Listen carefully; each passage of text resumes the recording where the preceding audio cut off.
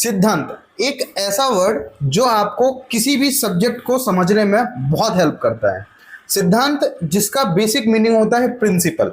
तो हर एक सब्जेक्ट के या हम बोले हर एक साइंस के कुछ बेसिक सिद्धांत या बेसिक प्रिंसिपल्स होते हैं जो कि हमें उस साइंस को समझने के लिए बहुत ज़्यादा ज़रूरी होते हैं। अगर हमें वो बेसिक प्रिंसिपल्स नहीं पता होंगे तो हम उस साइंस के कॉम्प्लेक्स चीज़ों को नहीं समझ पाएंगे। तो इसलिए हम लोग आज के वीडियो में देखने वाले हैं आयुर्वेद के वो बेसिक सिद्धांत या वो बेसिक प्रिंसिपल्स जो कि हर जगह आयुर्वेद में लागू होते हैं और जिन्हें जाने बिना हम आयुर्वेद का ज्ञान सही से नहीं ले सकते हैं।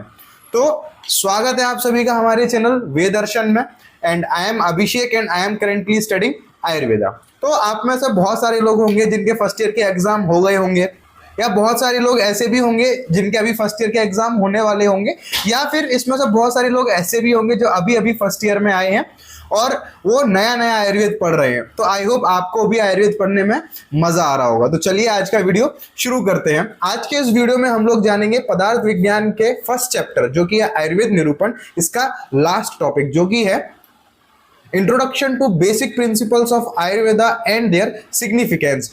ओके, तो हम लोग इस वीडियो को स्टार्ट करेंगे और देखेंगे कौन कौन से बेसिक प्रिंसिपल्स हैं जो आयुर्वेद में लागू होते हैं। तो इस सीरीज में जो हमारा सबसे पहला सिद्धांत है वो है लोक पुरुष साम्य सिद्धांत। यहाँ पर दो शब्द आ रहे हैं, पहला है लोक और दूसरा है पुरुष। तो देखो इन दोनों का मतलब समझना बहुत जरूरी है। लोक का मतलब यहाँ पर है यूनिवर्स, ये पूरा ब्रह्मांड जो भी हम देख सकते हैं वो सारी चीजें इस यूनिवर्स में आती हैं। और पुरुष का मतलब आप सभी जानते हैं मैन या फिर ह्यूमन बीइंग।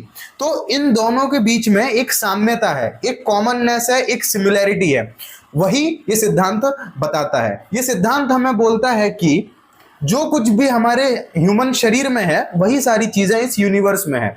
ये हम लोग का बेसिक कॉन्स्टिट्यूशनल कंपोनेंट्स बताता है कि जो जो चीजों से मिलकर ये ब्रह्मांड बना है उन्हीं सब चीजों से मिलकर हमारा ये शरीर भी बना है। आपको वो किस्सा तो याद ही होगा जब श्री कृष्ण भगवान ने अपने मुंह में पूरा यूनिवर्स दिखाया था। तो वो सिर्फ ये नहीं दिखाना चाहते थे कि हाँ वो ईश्वर हैं, उनका रूल है हर जगह पे, नहीं, वो ये डिपिक्ट करना चाह रहे थे कि जो भी चीजें इस यूनिवर्स में है वो सारी चीजें ह्यूमन बॉडी में भी है।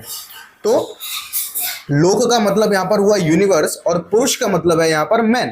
और इन दोनों के ही बीच में एक संबंध है, और वो जो संबंध है वो कैसा है? वो संबंध है समवाय संबंध। यहाँ पर आपको ये समझना पड़ेगा कि इन दोनों के बीच में जो संबंध है वो समवाय संबंध है, मतलब एक इनसेपरेबल रिलेशनशिप है जो कभी नहीं टूटेगा, जो हमेशा प्रेजेंट रहेगा।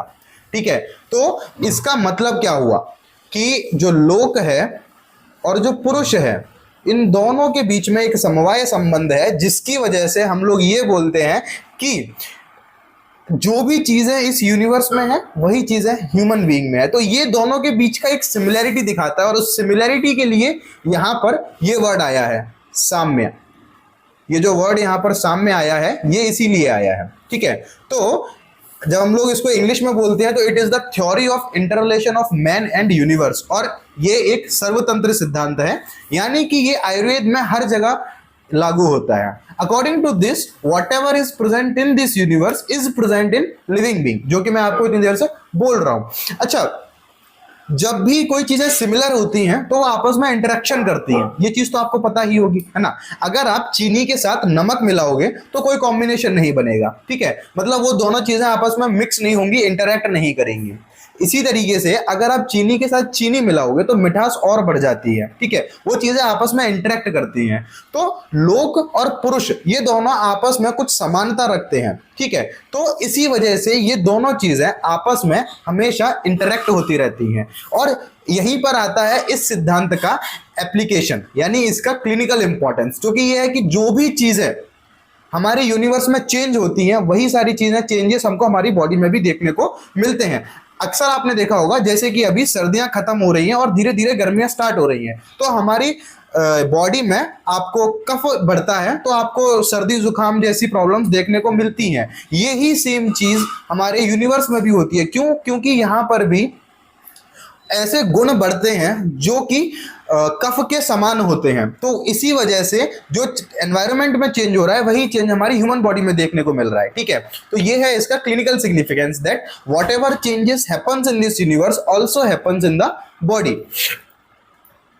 तो इसके बाद हम लोग देखेंगे कि सिंपल वर्ड्स में अगर हम बोले तो human being is the epitome. Epitome होता है miniature, so it is the miniature version of the universe. जैसे कि अर्थ के लिए इंसानों ने एक मिनिएचर बनाया जिसको हम बोलते हैं ग्लोब, उसी तरीके से ये जो यूनिवर्स है इसका मिनिएचर वर्जन है हम ह्यूमन बीइंग।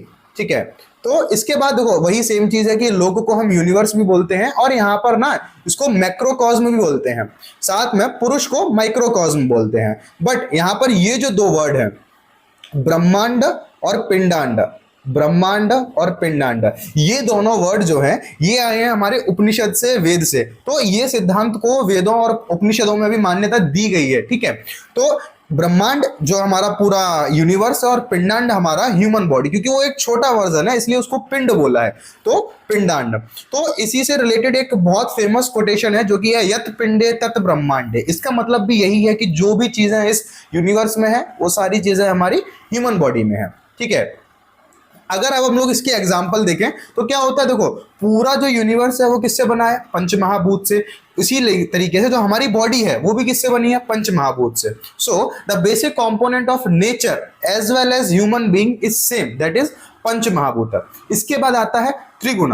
तो देखो नेचर इज कंपोज्ड ऑफ त्रिगुण। अब ये त्रिगुण क्या है, सत्व, रज और तम। So in human mind also these three attributes are present, that is sattva, raj, तम। ये हमारे मनुष्य के मन में भी देखे जाते हैं। ठीक है, और इन्हीं के बेसिस पर हमारा मानसिक प्रकृति भी डिसाइड होता है। ठीक है, तो इसी के साथ साथ एक और एग्जाम्पल जो यहाँ पे बहुत अच्छा एग्जाम्पल दे रखा है वो ये है कि देखो नेचर में एग्जिबिट होते हैं बहुत सारे फेनोमेनन्स, जैसे कि हॉटनेस, कोल्डनेस, मूवमेंट, एंड यही सारी चीजें आपको हमारी बॉडी में भी देखने को मिलती है। कभी तो हमारा टेम्परेचर बहुत ज्यादा राइज हो जाता है तो हम बोलते हैं कि बुखार हो गया है, कभी बहुत ज्यादा ठंडा हो जाता है, या हम लोग भी बहुत सारे मूवमेंट्स करते रहते हैं। तो जो भी चीजें यूनिवर्स में हो रही हैं वही सेम चीजें हमारी बॉडी में भी हो रही है। तो ये थे इस सिद्धांत के कुछ कॉमन एग्जाम्पल्स। ठीक है, तो इसके बाद अभी हम आगे बढ़ेंगे। तो अब हम देखेंगे ये श्लोक जो कि बहुत ज्यादा इंपॉर्टेंट है, जो कि चरक आचार्य ने चरक संहिता के शरीर स्थान के 5th चैप्टर का 3rd श्लोक है। ठीक है, इसमें उन्होंने बोला है कि पुरुषो अयम लोकस्मितः यावंतो ही लोके भाव विशेषा तावंतः पुरुषे यावंतः पुरुषे तावंतो लोके। यहाँ पर भी वो सेम चीज कन्वे करना चाह रहे हैं जो कि मैं आपको इतनी देर से बता रहा हूं कि पुरुष और लोक सेम ही है। यहाँ पर उन्होंने बोला है कि पुरुषो अयम लोकस्मितः, जो पुरुष है वही लोक है। उसके बाद यावंतो ही लोके भाव विशेषाः, मतलब जो भी हमारे लोक में विशेष भाव हैं यानी विशेष चीजें हैं, जैसे कि वृक्ष हो गया, सॉइल हो गई, पानी हो गया, हवा हो गई, या इसके साथ जो अलग अलग चीजें होती हैं वही सारी चीजें हमारी ह्यूमन बॉडी में भी होती हैं। ठीक है, इसके बाद यावंतः पुरुषो तावंत लोके, मतलब सेम कि अब जो पुरुष है, जो चीजें पुरुष में है वही चीज लोक में भी है। ठीक है, तो इसके मैं बहुत सारे एग्जांपल्स आपको दे चुका हूं। आई होप आपको ये चीज समझ आ गई होगी। और इससे हम लोग ऐसे भी बोल सकते हैं कि human being is homologous to nature. अभी आप लोगों ने नीट का प्रिपरेशन करते टाइम पे होमोलोगस, एनालोगस ऑर्गन्स पढ़े ही होंगे, तो आपको होमोलोगस का मतलब पता होगा, राइट। और मेरे को कमेंट में जरूर बताना कि होमोलोगस का मतलब क्या होता है। तो ह्यूमन बीइंग जो है वो नेचर के साथ होमोलोगस है, एंड जो भी मटेरियल्स नेचर में है वो हमारी ह्यूमन बॉडी पे अफेक्ट कर सकते हैं। क्यों? क्योंकि वो चीजें सेम है, कंपोनेंट जो है दोनों के सेम है। इसीलिए हम जो खाना खाते हैं या हम जो दवाइयां लेते हैं तो वो हमारी बॉडी पे असर क्यों करती है, क्योंकि वो भी पंचमहाभूत से बनी है, हमारा शरीर भी पंचमहाभूत से बना है। ठीक है, तो इस वजह से ये चीजें पॉसिबल हो पाती हैं। उसके बाद that means when there are changes in normal functioning of human body it can be corrected by supplying materials available in nature. जैसा कि मैंने आपको अभी बोला, ठीक है, कि जो भी चीजें यूनिवर्स में है उनका यूज करके हम हमारी बॉडी में अगर कुछ भी प्रॉब्लम होती है तो उसको सही कर सकते हैं। रीजन इज सेम कि जिन चीजों से हमारा शरीर बना हुआ है उन्हीं चीजों से हमारा ये यूनिवर्स भी बना हुआ है। तो आई होप आपको ये वाला सिद्धांत समझ आया होगा। तो हमारा है नेक्स्ट सिद्धांत जो कि है पंच महाभूत सिद्धांत।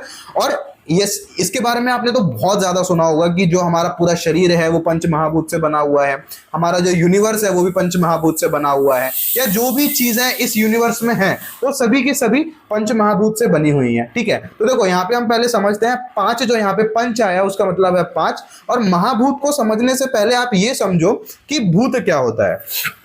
अब बहुत लोग ये सोचेंगे कि भूत का मतलब हाँ जो घोस्ट या इविल स्पिरिट्स या जो चीजें हम लोग को नेगेटिवली अफेक्ट करती हैं वो भूत होते हैं, बट ऐसा नहीं है। आचार्यों ने यहाँ पे भूत का मतलब जो है वो इस तरीके से बताया है कि जो भी भू सत्तायाम, यहाँ पर ये जो वर्ड है ना भू सत्तायाम, ये बहुत इंपॉर्टेंट है। तो भू मतलब भूमि और सत्तायाम जो इस सत्ता में है, मतलब जो भी चीज इस पृथ्वी पर है या एग्जिस्ट है, मतलब फिजिकली एग्जिस्टिंग चीज है, वो सभी भूत है। तो दैट विच एग्जिस्ट इज भूत।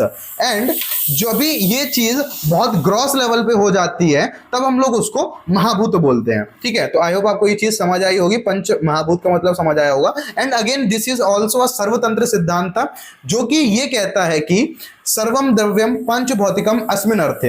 ये जो कोटेशन है ये सुश्रुत संहिता में लिखी हुई है, सूत्र स्थान के 26 चैप्टर का 10th कोटेशन है ये। ओके, और ये आपको ना याद ही करना है, ये आपको ना बिल्कुल रट लेना है। जैसे आपने mitochondria is the power house of the cell रटा था ना, उसी तरीके से आपको ये कोटेशन भी याद कर लेनी है। इसका मतलब ये है कि सर्वम द्रव्यम, सर्वम का मतलब सभी, द्रव्य मतलब पदार्थ या जो भी चीज है इस पृथ्वी पर या इस यूनिवर्स में है वो सभी पांच भौतिक हैं, मतलब वो सभी पांच महाभूतों से मिलकर ही बनी है। तो ये श्लोक आपको याद कर लेना है।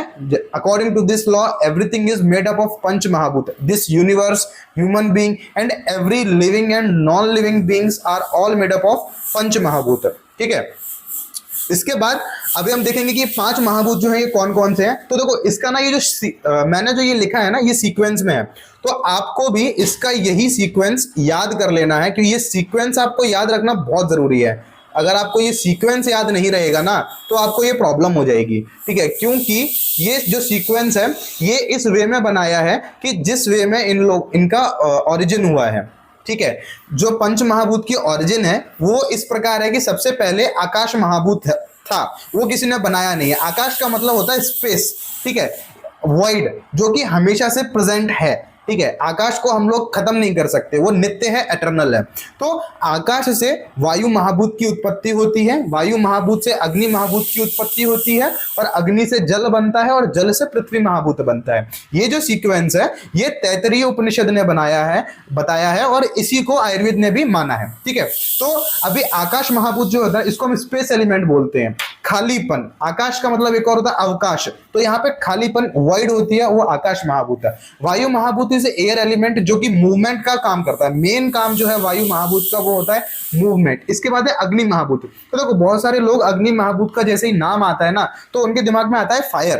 तो आप जो सोच रहे हो ना वो सही है, आप जो इमेजिन कर रहे हो सही है, बट उसको ना अलग नजरिए से देखो। अग्नि जो फायर है वो क्या है, it is a form of energy. तो अग्नि महाभूत का मतलब ही है रॉ एनर्जी। अब वो किसी भी फॉर्म में हो सकती है। ठीक है, and it is responsible for every transformation, और हर चीज के लिए जिधर भी एनर्जी लग रही है उसका रिस्पॉन्सिबल है अग्नि महाभूत। इसके बाद आता है जल महाभूत। जल महाभूत का काम होता है कोहिजन प्रोवाइड करना, ठीक है, एक फ्लो को लेके आना। उसके बाद आता है पृथ्वी महाभूत, और इसका काम होता है मैटर को प्रोवाइड करना। जो भी मटेरियलिस्टिक चीजें हैं, जो भी हार्ड सब्सटेंसेस होते हैं, या जो भी मटेरियलिस्टिक है, जो एग्जिस्ट है, जो आप देख सकते हो, उस सभी का जो स्ट्रक्चरल फॉर्म है वो बनती है पृथ्वी महाभूत से। ठीक है, जिसको हम अर्थ एलिमेंट बोलते हैं। तो ये तो हो गए हमारे पंच महाभूत। आप जैसे यहाँ पे देख सकते हो मैंने थोड़ा सा इमेजेस लगाया हुआ है। तो फर्स्ट वाला यहाँ पर ये जो है ये है हमारा आकाश, उसके बाद हमारा आया है वायु, इसके बाद हमारा आता है अग्नि, फिर आता है जल, और लास्ट में आता है पृथ्वी। तो ये है सीक्वेंस, ये सीक्वेंस आपको जरूर याद रखना है। ठीक है, तो ये तो हो गया पंच महाभूत। ठीक है, अभी इसके ऊपर मैंने ऑलरेडी एक वीडियो बनाया है, आप मेरे चैनल पे जाके देख सकते हैं। उसमें मैंने बताया है कि पंच महाभूत सिर्फ 5 ही क्यों होते हैं। मतलब नाम है ऑब्वियसली पंच महाभूत, तो 5 ही होंगे, बट 5 ही क्यों होते हैं, क्या इसका कोई साइंटिफिक रीजन है, या ऐसे ही उनको 5 समझ आया तो 5 बोल दिया, ऐसा नहीं है। ठीक है, तो उसके लिए वो मेरा वीडियो देख सकते हैं। वो चीज मैं इस वीडियो में नहीं समझा सकता क्योंकि फिर वीडियो बहुत लंबा हो जाएगा। ठीक है, तो अब सिद्धांत में एक चीज और बच रही है, जो कि ये है, देखो कि अगर सभी चीजें पंच महाभूत से मिलकर बनी है तो फिर सारी चीजें सेम क्यों नहीं है, अलग अलग क्यों दिखती हैं, राइट। तो देखो इसका आंसर ये है कि हर चीज पंच महाभूत से मिलके बनी है, बट सभी में उनका जो प्रोपोर्शन है या उनका जो कॉम्बिनेशन है वो अलग अलग है। तो पंच महाभूत के परम्यूटेशन एंड कॉम्बिनेशन की वजह से इन्फिनाइट रिजल्ट प्रोड्यूस होते हैं। ये जो कॉम्बिनेशन है ये क्वांटिटेटिवली भी हो सकता है और क्वालिटेटिवली भी हो सकता है, दोनों तरीके से ये कॉम्बिनेशन पॉसिबल है। और इसी कॉम्बिनेशन की वजह से हम लोगों के बीच में ये डिफरेंसेस या जो विशेषताएं देखने को मिलती हैं वो इसका रीजन ये है, द प्रोपोर्शन ऑफ पंच महाभूत may differ in different things and the main feature of a material are determined by the भूत डोमिनेटिंग यूनिट। तो देखो इसका मतलब ये है कि अब जैसे मान लीजिए कोई भी चीज है, अब वो सारी चीजें पंच महाभूत से बनी है, बट कोई तो एक महाभूत ऐसा होगा जो उसमें ज्यादा डोमिनेंट होगा, जिसकी परसेंटेज उसमें ज्यादा होगी, तो उस परसेंटेज के ऊपर ये डिसाइड होता है कि उसके क्वालिटीज कैसे होंगे। ठीक है, तो ये तो हमारा हो गया कंप्लीट पंच महाभूत सिद्धांत। इसके बाद हम देखेंगे त्रिदोष सिद्धांत, एंड ये बहुत इंपॉर्टेंट है, इसके बारे में हम बेसिक ही समझेंगे क्योंकि ये आपको पूरे आयुर्वेद में त्रिदोष के बारे में ही पढ़ना है, तो हम लोग ज्यादा डीप में इस वीडियो में नहीं जाएंगे। तो त्रिदोष का मतलब देखो, त्रि मतलब तीन और दोष को जो यहाँ पे है उसको हम बोले functional components of our body, मतलब हमारी बॉडी में जो भी फंक्शंस हो रहे हैं ना उसके लिए ये दोषाज रिस्पॉन्सिबल है। ठीक है, तो ये आपको एक जनरल आइडिया हो गया होगा। इसके बाद जो दोष है, जैसे मैंने बोला यहाँ पर लिखा है कि 3 दोष हैं। ठीक है, तो अब वो 3 दोष कौन कौन से हैं, तो यहाँ पर आप देखो ये श्लोक है अष्टांग हृदय का, अष्टांग हृदय का सूत्र स्थान का फर्स्ट चैप्टर का 6th और 7th श्लोक है ये, जहां पर आचार्य वाग्भट ने बोला है कि वायु पित्तम कफश्चेति त्रयो दोषाः समासतः विकृता अविकृता देहम घ्नन्ति ते वर्तयन्ति च। तो यहाँ पर सबसे पहले उन्होंने बताया है कि जो 3 दोष हैं उनका नाम है वायु, यानी जिसको हम वात बोलते हैं, पित्त और कफ, ये 3 दोषाज हैं। इसके बाद जो लाइन बोली है उन्होंने बोला है कि जब वो विकृत अवस्था में होते हैं तो क्या करते हैं, और अविकृत अवस्था में होते हैं, यानी जब भी विकृत अवस्था यानी विशिएटेड मतलब नेचुरल स्टेट में नहीं होते हैं तो हमारी बॉडी में क्या करते हैं, और अविकृत मतलब जब नेचुरल स्टेट में होते हैं तो क्या करते हैं। तो देखो, तो ये है 3 दोषास जो कि है वात पित्त और कफ। वात को आप ना हमारी बॉडी का प्रोपल्सिव प्रिंसिपल समझो, मतलब हर तरीके के मूवमेंट में वो हमारा काम करता है। उसके बाद पित्त आता है, पित्त जो है वो है थर्मोजेनिक प्रिंसिपल, ये आपकी बॉडी की एनर्जी को रेगुलेट करता है, मेटाबॉलिज्म को रेगुलेट करता है और हीट को भी यही मेंटेन करता है, यानी आपके डाइजेशन को भी मेन रोल आपके डाइजेशन में पित्त का है। इसके बाद आता है कफ जो कि है कोहेसिव प्रिंसिपल, जो चीजों को संजो के रखता है, बांध के रखता है और हर चीज को स्टेबल रखता है। ठीक है, अब यहां पर है इस श्लोक के दूसरे नंबर की बात जो कि है दोषास जब विकृत अवस्था में होते हैं, तो यानी वो नेचुरल स्टेट में नहीं होते हैं तो वो बॉडी में डिस्ट्रक्शन करते हैं। यहां पर थोड़ा सा मिस्टेक हो गया है, आपको क्या करना है कि ये नीचे करना है और ये वाला ऊपर करना है। ठीक है, तो जब दोषास विकृत अवस्था में होते हैं तो वो बॉडी का डिस्ट्रक्शन करते हैं, और जब यही दोषास प्राकृत अवस्था में होते हैं तो बॉडी का मेंटेनेंस करते हैं। ठीक है, तो आई होप आपको ये श्लोका भी समझ आ गया होगा।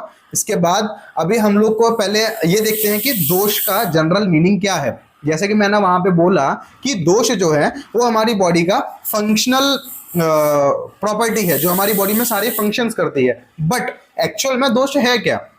दोष नाम सुन के ही आपके बॉडी में ना एक ऐसी चीज आप इमेजिन करते होगे जो गलत है या जिसके कुछ फॉल्ट है, राइट। तो वही मतलब है इस वर्ड का। इसका मतलब ये है कि दूषयन्ति इति दोषाः, मतलब जो टेंडेंसी रखता है चीजों को खराब करने की, चीजों को बिगाड़ने की, दूषित करने की, उसको हम दोष बोलते हैं। ठीक है, अब दैट विच विशिएट्स इज दोषास। अब बात आती है विशिएट की, तो यहाँ पे 2 एस्पेक्ट आते हैं। सबसे पहला कि या तो वो खुद को बिगाड़ रहा है, खुद को विशिएट कर रहा है, तो दोषा अपने आप को भी विशिएट कर सकते हैं या हमारे बॉडी में जो और भी कंपोनेंट्स होते हैं उनको भी विशिएट कर सकता है, जैसे कि सप्त धातु हो गए, रस रक्त मांस मेद अस्थि मज्जा शुक्र। इसके बाद जो हमारा मल हो गया है ना, उपधातुज हो गए, तो इन सब चीजों को भी वो विशिएट कर सकता है। तो दोष खुद को भी विशिएट कर सकता है और हमारे बॉडी के अदर कंपोनेंट्स को भी विशिएट कर सकता है। ठीक है, तो ये तो हो गया दोष का जनरल मीनिंग। इसके बाद यहाँ पर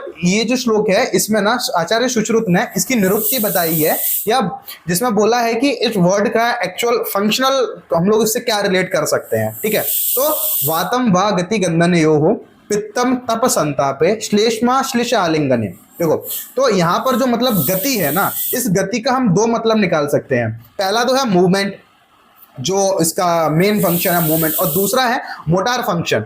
जो भी हम लोग एक्टिविटी या स्टिमुलस के अगेंस्ट रिएक्ट करते हैं वो सब चीजें भी गति से होती हैं। उसके बाद है गंधन। तो गंधन का मतलब यहाँ पे क्या होता है, गंध का मतलब आप लोग क्या समझोगे, सेंट है ना, जो हम लोग इनहेल करते हैं या जिसको हम लोग परसीव करते हैं, बट नहीं, गंधन का यहाँ पर मतलब आप सेंसरी इंफॉर्मेशन से ले सकते हैं।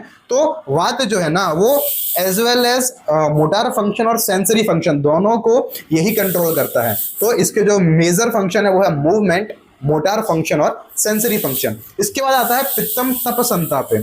तो पित्त जो है ना वो तप है, तप मतलब यहाँ पे हीट से आया है, संताप का मतलब भी यहाँ हीट ही है कि जो हमारी बॉडी में हीट करता है। तो इसके बाद जो हमारी बॉडी में मेटाबॉलिज्म को परफॉर्म करता है, ट्रांसफॉर्मेशन का जो काम करता है, वो सारा काम पित्त करता है। तो इसीलिए पित्त का जो मेजर फंक्शनल आप समझो तो इसको ऐसे समझो कि heating and energy, transformation and basic metabolism, ये मेन फंक्शन है पित्त के।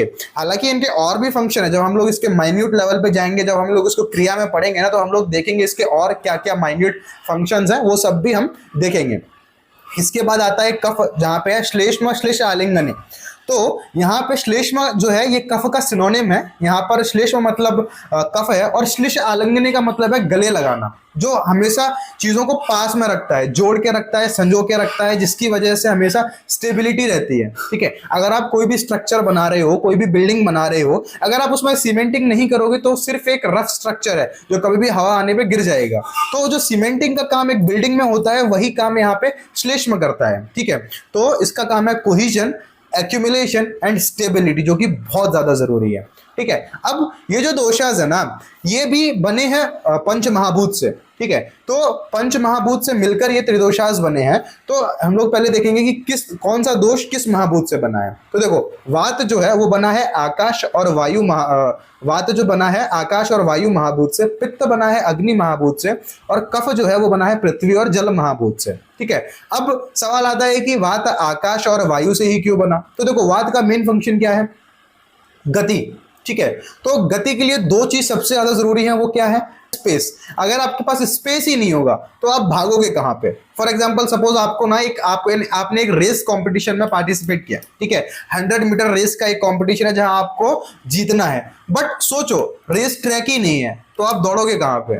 सेम चीज वात का काम है मूवमेंट, बट अगर स्पेस ही नहीं होगा तो वो मूवमेंट कहां करेगा। तो इसके लिए आकाश, और दूसरा है वायु जो उसमें एनर्जी देता है मूवमेंट के लिए। ठीक है, ऐसे ही पित्त का काम आप देख चुके हैं, जो कि है मेटाबॉलिज्म, ट्रांसफॉर्मेशन, और उसके लिए चाहिए एनर्जी।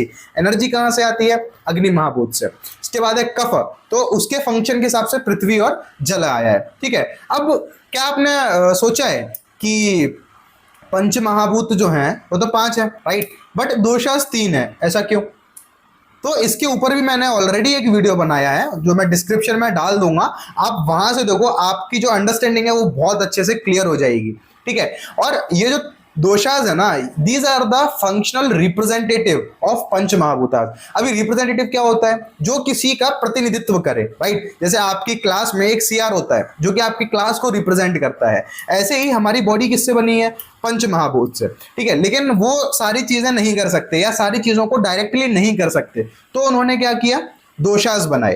वो दोषाज हमारी बॉडी में सारा काम करता है। आप इसको ऐसे समझो कि जो हमारा बॉडी है वो हार्डवेयर है जो कि किससे बना है, पंच महाभूत से, और सॉफ्टवेयर जो है उसको चलाने के लिए वो है दोषाज। ठीक है, इसके बाद these 3 doshas have different qualities which are again based on their structural constituent, जो कि है ये महाभूताज। इन महाभूत के कॉम्बिनेशन के अकॉर्डिंग ही इन दोषाज के अलग अलग क्वालिटीज है। तो देखो, वात की जो क्वालिटी है वो है रुक्ष, लघु, शीत, खर, सूक्ष्म, चल। रुक्ष मतलब ड्राई होता है, लघु मतलब लाइट होता है, शीत का मतलब ठंडा कोल्ड होता है, खर मतलब रफ होता है, सूक्ष्म मतलब बहुत माइन्यूट होता है, और चल का मतलब है जो मूवमेंट करता है। ये बहुत इंपॉर्टेंट है इसमें, चल। इसके बाद पित्त में सस्नेह, तो इसमें लिटिल बिट अंक्चस क्वालिटी होती है, थोड़ा सा ऑयली होता है, तीक्ष्ण बहुत शार्प होता है, उष्ण जो गर्म होता है, लघु अगेन लाइट होता है, विश्रम से यहाँ पे इंपॉर्टेंट है, इसका मतलब ये है कि इसके अंदर ना एक फाउल स्मेल रहती है।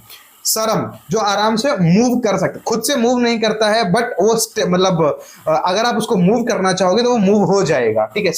इसके बाद आता है द्रव, जो लिक्विड फॉर्म में रहता है, ठीक। इसके बाद आता है कफ, जो कि स्नेह, ऑयली होता है, शीत ठंडा होता है, गुरु हैवी, मंद, जो क्या कहते हैं ज्यादा शार्प नहीं होता है, मृदु सॉफ्ट होता है, पिच्छल बहुत स्टिकी होता है, और स्थिर जो स्टेबल रहता है, जो मूवमेंट नहीं करता है, ठीक है।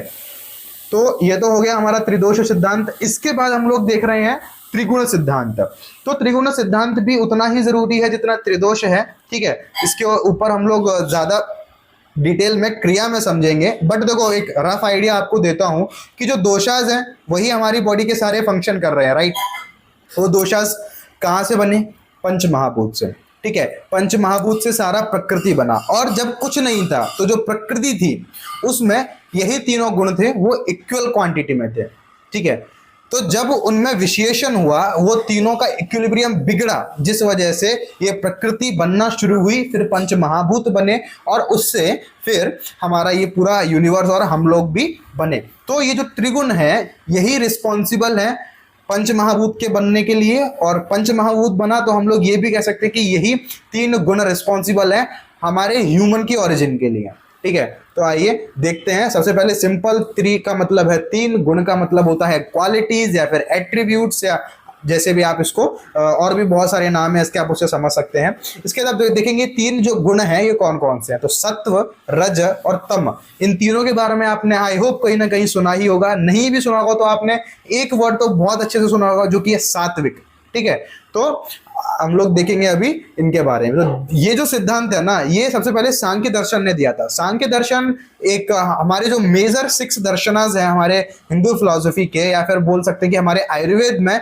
जो मेन 6 दर्शन है उनमें से एक है सांख्य दर्शन, जो कि सबसे पुराना दर्शन है, और उन्होंने उस दर्शन ने सबसे पहले हमको त्रिगुण सिद्धांत के बारे में बताया है, ठीक है। तो उन्होंने कहा है कि whole universe including all its content, जो भी इस यूनिवर्स में प्रेजेंट है, is characterized by these 3 gunas, मतलब उन सभी के अंदर ये 3 गुण होने ही होंगे। इसके बाद जो, जैसा कि मैंने आपको कभी अभी कहा था कि जो प्रकृति थी, जो मूल प्रकृति थी, वो is in state of equilibrium of त्रिगुण। वो जब यूनिवर्स में कुछ नहीं था, जब यूनिवर्स मैनिफेस्ट नहीं हुआ था, तो प्रकृति तो थी ही, बट वो अव्यक्त रूप में थी, और उसमें ये तीनों गुण समान क्वांटिटी में थे या इक्विलिब्रियम में थे। जब ये इक्विलिब्रियम टूटा, जिस वजह से नेचर स्टार्ट हुआ इवॉल्व करना, और उसने मैनिफेस्ट किया और क्रिएट किया ये पूरा विजिबल यूनिवर्स, ठीक है।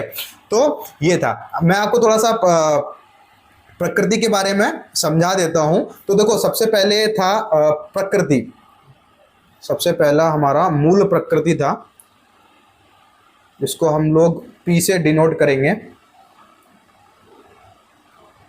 इससे क्या बना? महत, फिर बना अहंकार।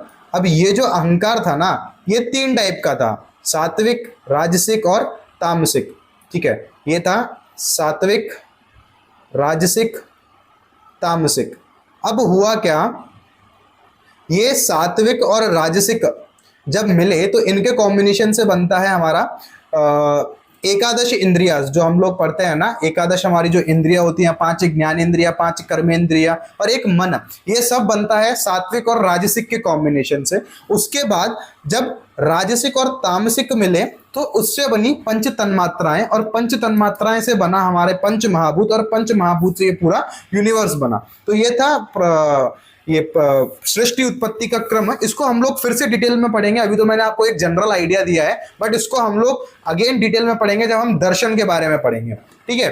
तो ये तो था इसका जनरल सृष्टि उत्पत्ति का क्रम। इसके बाद हम लोग को देखना है कि ये जो 3 गुना हैं ये क्या रिप्रेजेंट करते हैं, ठीक है। इनका मतलब रिप्रेजेंटेशन हम लोग कैसे, जैसे अगर आपको आपके वर्ड में जब सत्व आता है तो आपके दिमाग में और क्या क्या चीजें आनी चाहिए सत्व को रिप्रेजेंट करने के लिए। तो जो सत्व है ना, उसका जनरल मीनिंग होता है नॉलेज।